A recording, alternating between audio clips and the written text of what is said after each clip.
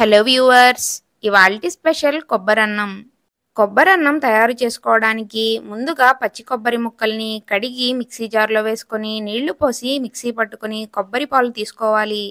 ఇలా తీసుకున్న కొబ్బరి పాలని పక్కన పెట్టుకొని గిన్నెలో 1 కప్పు బియ్యం వేసి నీళ్లు పోసి కడిగి పక్కనుంచుకోవాలి. 1 కప్పు బియ్యంకి 2 కప్పుల కొబ్బరి పాలని కుక్కర్లో పోసుకొని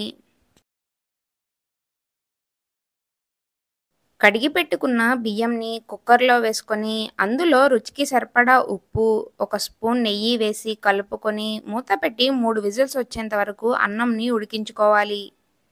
3 విజిల్స్ వచ్చిన తర్వాత కుక్కర్ మూత తీసుకొని చూస్తే అన్నం పర్ఫెక్ట్గా రెడీ అయిపోతుంది.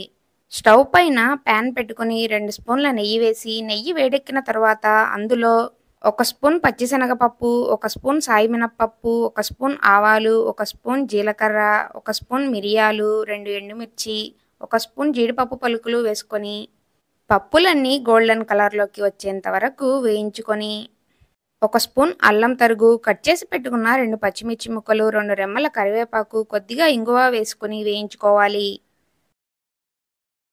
అల్లం పచ్చిమిర్చి వేగిన తర్వాత 1 కప్పు పచ్చి కొబ్బరి తురుము ప్యాన్లో వేసుకొని కొబ్బరి తురుము పచ్చివాసన పోయేంత వరకు వేయించుకోవాలి.